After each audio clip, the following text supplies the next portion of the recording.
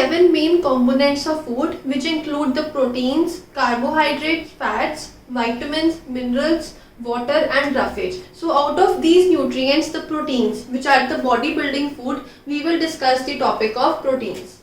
Now when we discuss the topic of proteins, we must know that proteins are the bodybuilding food. So let us first discuss the functions of protein.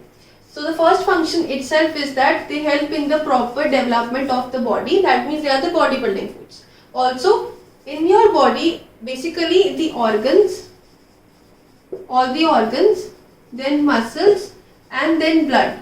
So these three components in your body, they contain the maximum proteins.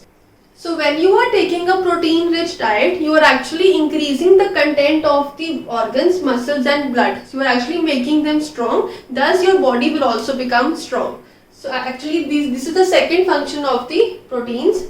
The third function is that when the children are growing, basically they are in the growing stage. That means their body is developing and their muscles are becoming strong. So during this stage, protein must be given in very good quantity or in high quantity, so that in the building stage their muscles are strong and it helps them to remain fit and free from diseases. So these are the three main functions of proteins. That is, they help in the bodybuilding of the organism.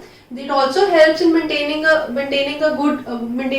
healthy muscles, organs and the blood. It also should be given to the growing children whenever they are in the growing stages, so that the muscles become strong and they remain fit. Now these were the functions of the protein. Let us discuss the sources of protein. Basically, the sources of protein can be get from both, that is animals as well as plants. Now in the animals, we mainly get this in the form of meat or from the fish, and meat and fish are the rich source of protein. Basically, milk is also a rich source of protein. And from the plants, we generally get protein from the pulses. So these are the two main pulses and even nuts.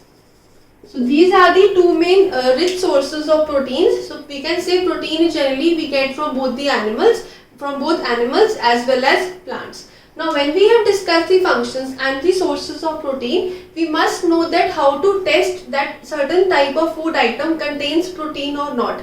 So there are basically some steps that need to be followed. Now when we are doing the test for protein, the first step for that test is you have to take that food item and you have to try to make it in a powdery form, or you have to make a paste out of it. That means you are making it into a powder substance or a paste from that food item. Now you have to place that food item into a test tube. Now when you place that food substance into a test tube, you have to add 10 drops of copper sulfate. Basically, copper sulfate is a blue colored liquid, and you have to add 10 drops of that liquid, that is copper sulfate, into the test tube in which you had the food item. So basically this is the test tube and you have the food item and you have to add 10 drops of copper sulfate. Now again, in the third step, you have to add 10 more drops of caustic soda. Basically, both these types of substances, that is copper sulfate and caustic soda, are available in the laboratory. So this experiment can be done only in the laboratory. Now when you add 10 drops of caustic soda into the same test tube, you have to shake that test tube.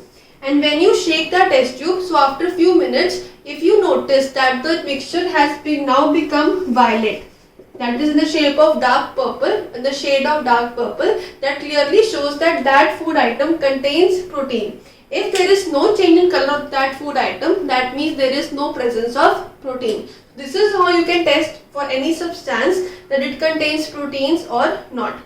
Now when so this was the test of protein. When we have earlier we have discussed the sources of protein and then the functions of protein. In the functions we have discussed that they are the bodybuilding food. They are required for the healthy development of the organs, muscles and blood, and given to the growing children. That means in the adolescent or in the teenage, we must give proper amount of proteins to all these growing children.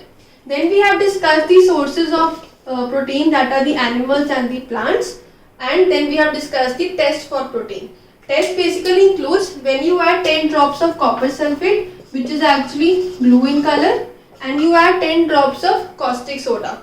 Now if you view the change in color, that is the food item can change to a violet color, that means there was protein in the food item. If it does not change into this color, that means there was no protein.